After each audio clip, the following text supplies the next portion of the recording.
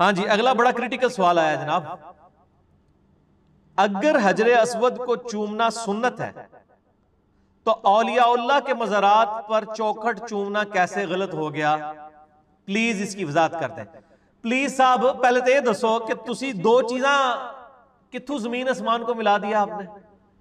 یعنی حجر اسود کو آپ اپنے ان اولیاء اللہ کی چوکھٹوں کے ساتھ ملا رہے ہیں کہ جن کے اولیاء اللہ ہونے کی سند نہ قرآن میں ہے نہ حدیث میں ہے، نہ ہمیں نبی صلی اللہ علیہ وآلہ وسلم نے یہ ڈکلیئر کیا کہ ہاں جی وہ بہت پہنچے ہوئے بزرگ تھے۔ حجر اسود اور اس کا کیا لینا دینا؟ ویسے پریکٹیکلی انہوں نے ہر چیزیں وہ ادھر سے ہی ڈیڈکٹ کی ہوئی ہیں۔ غلاف کعبہ خانہ کعبہ پہ چڑھایا جاتا تھا، صحیح بخاری میں ہے کہ نبی علیہ السلام کی بعثت سے پہلے بھی غلاف کعبہ لوگ چڑھاتے تھے، آپ نے بھی غلاف کعبہ کو کنٹینیو کیا۔ آج کل جو غلاف کعبہ چڑھ رہا ہے نا، جس پہ جناب کروڑوں روپے کا سونا لگ رہا ہے، یہ تو درست نہیں ہے، صرف غلاف کعبہ سمپل ہونا چاہیے۔ اسی کی انہوں نے نقل اتاری، قبروں کے اوپر غلاف چڑھانے شروع کر دیے، چادروں کی شکل میں، مزارات اور یہ اس طرح کی سارے، یعنی اس چیز کا ڈیٹیکٹ کیا۔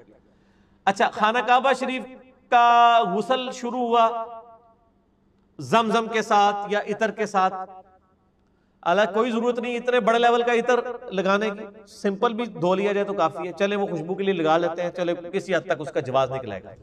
یہاں پہ آپ کو ہوتا ہے مزارات کو غسل دیے جاتے ہیں، یہ ساری انالوجی وہاں سے لے رہے ہوتے ہیں۔ اس کا مطلب ہے کہ یعنی جو چیزیں اللہ نے شعائر اللہ ڈکلیئر کی ہیں ان کے مقابلے پہ آپ اپنی مرضی سے شعائر اللہ ڈکلیئر کر رہے ہیں۔ بخاری اور مسلم کی متفق علیہ حدیث ہے کہ میرے گھر سے لے کے میرے ممبر تک جنت کے ٹکڑوں میں سے ایک ٹکڑا ہے، اور اس پہ امام بخاری نے باب باندھا ہے قبر رسول سے ممبر رسول جنت کا ٹکڑا ہے، کیونکہ اب پریکٹیکلی اب آپ صلی اللہ علیہ وآلہ وسلم کی مبارک قبر ہے اس حجرہ عائشہ میں۔ اس کے علاوہ تو کسی جگہ قرآن و حدیث میں نہیں آیا کہ کوئی جگہ جنتی دروازہ ہے یا بہشتی دروازہ ہے یا بہشتی ٹکڑا ہے، لوگوں نے خود سے ڈکلیئر کر دیا۔ اور اس ریاض الجنہ کے بارے میں کہیں یہ نہیں آیا کہ جو یہاں پہ داخل ہو جائے تو وہ جنتی ہوگا، ورنہ آپ کی وہ سارے حکمران جن کو آپ گالیاں نکالتے ہیں اور آپ کو یہ شرح صدر ہے کہ یہ دوست کی ہیں، وہ تو بیٹھے ہی ریاض الجنہ میں ہوتے ہیں جا کے، تو جنتی ان کو ہو جانا چاہیے۔ ہاں، وہ اعلیٰ حضرت نے ایک شعر لکھا ہے کہ جنت میں آ کے نار میں جاتا نہیں کوئی، وہ کہتے ہیں جنت میں آنے کے بعد جو ایک دفعہ جنت میں داخل ہو جائے گا پھر دوزخ میں نہیں جائے گا، تو کہتے ہیں کہ یا اللہ میں بھی ریاض الجنہ میں آ گیا ہوں تو میں اللہ سے امید کرتا ہوں کہ میں دوزخ میں نہیں جاؤں گا۔ اس طرح امیدیں کرنے سے تو کوئی نہیں ہوگا، ورنہ تو لوگ ٹکٹ کٹا کے حرام کے پیسوں پہ بھی ہر سال ماشاءاللہ وہاں اعتکاف بھی بیٹھے ہوئے ہوتے ہیں جا کے، اور ریاض الجنہ سے ہٹتے ہی نہیں، اور پھر بڑے فخریہ بتا رہے ہوتے ہیں میں انے نفل پڑھے، روزہ شریف کے سامنے بھی یعنی باقیوں کا حق بھی مارنے کے لیے گھنٹوں کھڑے رہتے ہیں۔ ایسا نہیں ہونا چاہیے، سب کو موقع دینا چاہیے۔ تو یہ لوگوں نے خود سے بنا لی ہوئی ہے، اور ان چیزوں کو ان کے ساتھ کمپیئر کرنا بہت بڑا ظلم ہے۔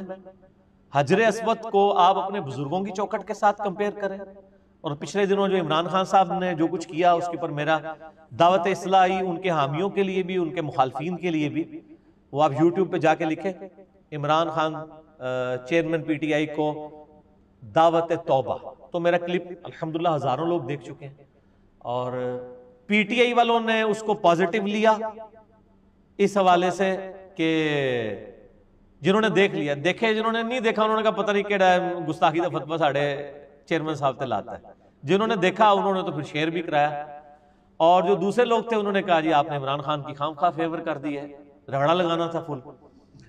تو وہ جس نے جو چشمہ لگایا ہوتا ہے اس کو وہی کچھ نظر آتا ہے۔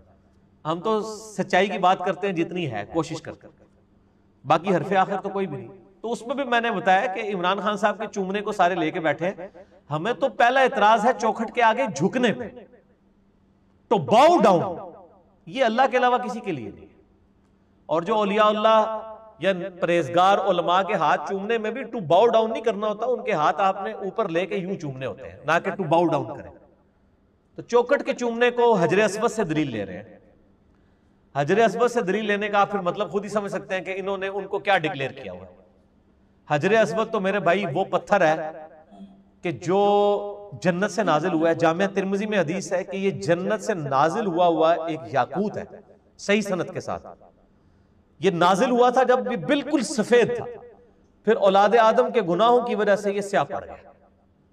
اسی طریقے سے جامعہ ترمذی میں ایک حدیث ہے صحیح سند کے ساتھ کہ قیامت والے دن اللہ تعالیٰ حجر اسود کو آنکھیں بھی دے گا اور زبان بھی دے گا، اور یہ گواہی دے گا ان لوگوں کے بارے میں جس نے حجر اسود کو چوما ہوگا. حجر اسود جنتی یاقوت، حجر اسود خانہ کعبہ میں لگا ہوا. مجھے بتائیں نبی علیہ السلام نے خانہ کعبہ شریف کی دیوار کے کسی ایک پتھر کو بھی کبھی چوما ہے سوائے حجر اسود کے؟ اگر آپ کہتے ہیں کہ بزرگوں کی چوکٹوں کو چومنا یہ باعث برکت ہے تو کعبے کی چوکٹ کیوں نہیں نبی علیہ السلام نے چومی؟ علمی جواب، الزامی جواب، اینٹی وینم پھکی. نہ میں وابی نہ میں بابی، میں ہوں مسلم علم و کتاب. نہ میں وابی ہوں جو آپ سو کارڈ ایسی باتیں سن کے لوگوں کو وابی کا فتویٰ، اور نہ میں بابوں کا ماننے والا بابی ہوں. میں علم و کتابی آدمی ہوں. مجھے بتائیں خانہ کعبے کی دروازے کی چوکٹ کو نبی علیہ السلام نے کیوں نہیں چوما؟ کعبے میں صرف ایک پتھر ہے جس کو نبی علیہ السلام نے چوما ہے. رکن یمانی کو بھی صرف ہاتھ مس کیا، چوما نہیں ہے. اور وہ جس پتھر کو چوما وہ بھی اس دنیا کا پتھر نہیں، جنت کا یاقوت. اس کے ساتھ اپنے بزرگ بابوں کے، پاکستانیوں کے حرام اور حلال کے پیسے مکس، ناچ گانے والے جہاں پہ سارے معاملات ہو رہے ہوتے ہیں، خلاف شرع کام ہو رہے ہوتے ہیں، وہاں پہ چندے اکٹھے ہو کے جو مزارات بنائے گئے، ان کو آپ حجر اسود کے ساتھ کمپیئر کر رہے ہیں. تو میں تو پھر آپ کے یعنی مسلمان ہونے پہ شک کروں گا. ایک مسلمان کی تو غیرت نہیں. اب آپ کی وہ گستاخانہ سوچ کہاں گئی کہ جی گستاخی ہو گئی ہے، یہ حجر اسود کی گستاخی نہیں ہے. اور پھر سیدنا عمر نے ایسا فتویٰ دیا ہے کہ سارے تواڈے جھوٹے عقیدے ٹھپ کے رکھ چھڑے نے.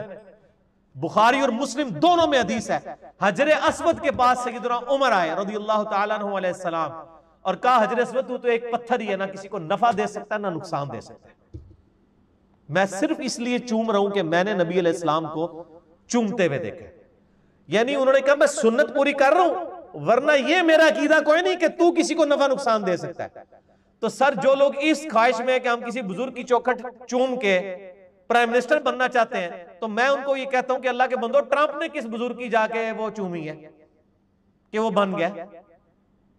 ٹھیک ہو گیا؟ وہ سارے ہی چوم رہے ہیں. آپ دیکھ لیں ہمارے جتنے سیاسی لیڈر ہیں، چاہے آپ وہ بلاول بھٹو صاحب کو دیکھ لیں، وہ بھی ایک مزار سے اپنی سیاسی مہم کا آغاز کرتے ہیں. نون لیگ والوں کو دیکھ لیں، وہ کسی اور مزار سے، سارے ہی آغاز کر رہے ہیں. ٹھیک ہے نا؟ اور ہمیشہ سے کرتے آ رہے ہیں. یعنی ان چیزوں کے ساتھ فیصلے ہونے ہیں.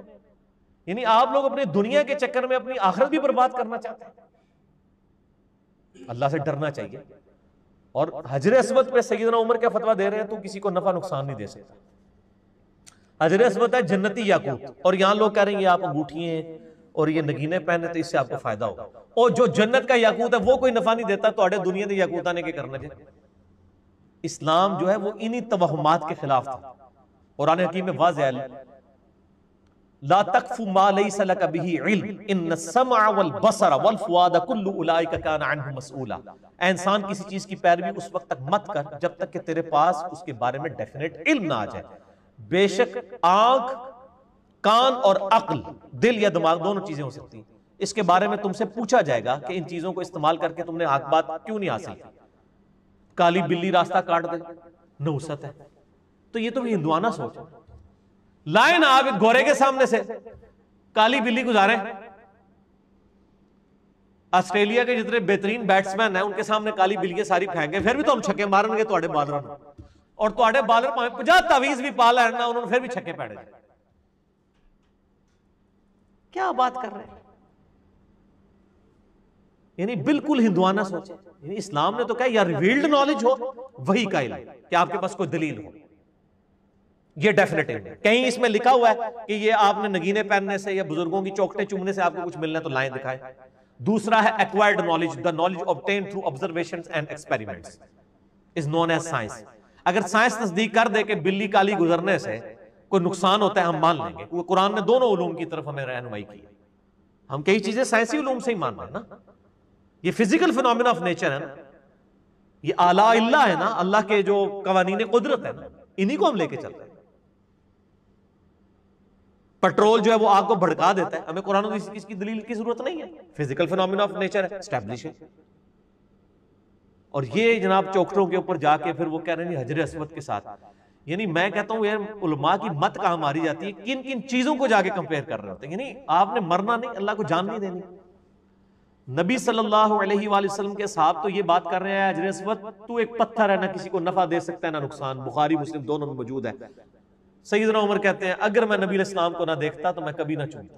اس کے آگے انہوں نے ایک وہ کہانی ایڈ کی ہوئی ہے کہ حضرت علی پاس کھڑے تھے, انہوں نے کہا کہ اے عمر یہ نفع بھی دیتا ہے اور نقصان بھی دیتا ہے, ٹھیک ہے, کہ اہل ایمان کے ایمان کی گواہی دے گا اور کافروں کی وہ دے گا.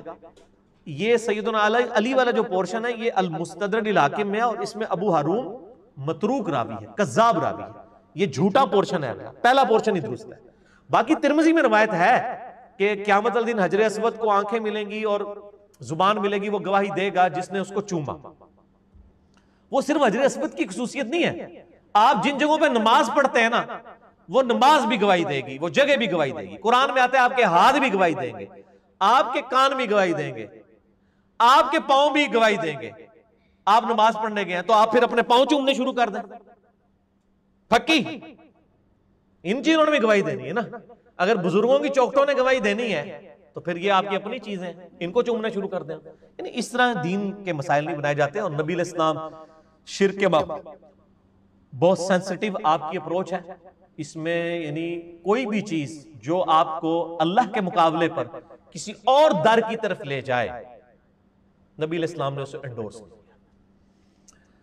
مسند احمد میں صحیح سند کے ساتھ حدیث ہے, الادب المفرد کے اندر موجود ہے, صحیح سند سے امام بخاری کی کتاب میں الادب المفرد.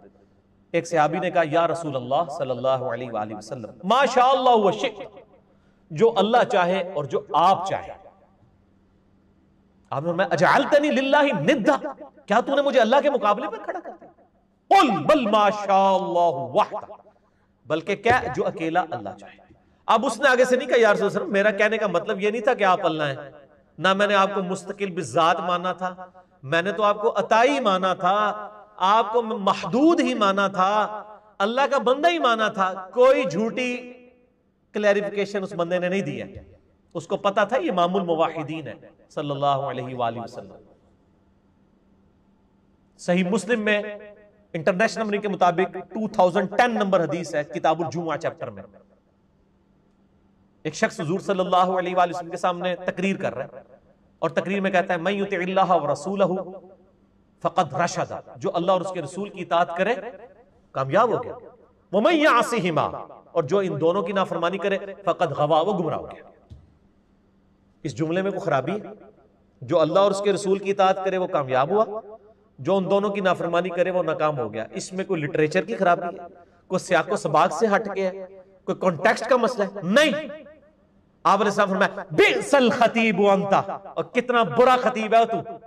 یہ کون شخص کہہ رہا ہے؟ وَإِنَّكَ لَعَلَىٰ خُلُقٍ عَظِيمٍ, اخلاق کے اعلیٰ ترین درجے پہ فائز شخص ہے. وہ کہہ رہے ہیں کیوں؟ اس لیے کہ آپ صلی اللہ علیہ وآلہ وسلم توحید کے معاملے میں انتہائی سینسٹیو تھے. آپ صلی اللہ علیہ وآلہ وسلم کسی کو اس حوالے سے کوئی چھوٹ دینے کے لیے تیار نہیں تھے. بئس الخطیب انت, کتنا برا خطیب ہے تو. اس نے نہیں آگے سے کہا یا رسول اللہ دیکھیں میں نے پہلے کہہ لیا تھا نا جو اللہ اور اس کے رسول کی اطاعت کرے, اگر میں یہ کہہ رہا ہوں کہ ان دونوں کی تو اس میں کیا حرج ہے؟ آپ نے فرمایا یہ نہیں اس نے کہا. آپ نے تو نے یہ کیوں کہا ان دونوں کی؟ تجھے کہنا چاہیے تھا وَمَن يَعْصِ اللَّهَ وَرَسُولَهُ فَقَدْ غَوَىٰ, جو اللہ اور اس کے رسول کی نافرمانی کرے وہ گمراہ. یار بات وہی تھی, لیکن اس میں خطرہ تھا کہ شرک داخل ہو سکتا ہے. ادھر آپ کو وہ جناب وہ بزرگوں کے شعر سنا رہے ہوتے ہیں, ہک ہے ہک ہے ہک ہے, جڑا ہک کی ڈو آکھے وہ کافر و مشرک ہے. ہم کہتے ہیں جڑا ڈو کی ہک آکھے وہ کافر و مشرک ہے. نبی علیہ السلام نے یہ فرمایا. اور ابو داؤد میں 1099 نمبر حدیث ہے, اسی حدیث کا آگے طریق ہے مسلم والی. آپ فرمایا قم اذهب, اٹھ ادھر سے نکل جائے. یعنی اتنا آپ کا غصہ, آپ نے کہا اس ٹائم تو اپنی شکل دور کر ادھر سے. سر یہ بہت سینسٹیو مسئلہ ہے, انہوں نے بنایا ہوا تماشا. ابو داؤد ترمذی ابن ماجہ میں حدیث ہے, ابو داؤد میں ڈیٹیل کے ساتھ ہے. ایک صحابی نبی علیہ السلام کے پاس آئے, سجدے کی اجازت مانگی. دوسری روایت میں آتا ہے سجدہ کر دیا. آپ فرمایا سر اٹھا, یہ کیا کر رہا ہے؟ اس نے کہا رسول اللہ میں کوفے کے پاس ہینا نامی ایک شہر ہے وہاں گیا تھا, وہ لوگ اپنے سردار کو سجدہ کرتے ہیں تو میں نے کہا کہ میں بھی آپ کو سجدہ کروں. قیاس کیا, اور بھائی صحابی کا قیاس بھی ہونا وہ بھی مردود ہے اگر قرآن و سنت سے ٹکرا جائے. تم لوگ اپنے بزرگ بابوں کے قیاس لے کے بیٹھے ہوئے ہو, پھر تو میں کہوں گا نا میں وہابی نہ میں بابی, میں ہوں مسلم علم و کتابی.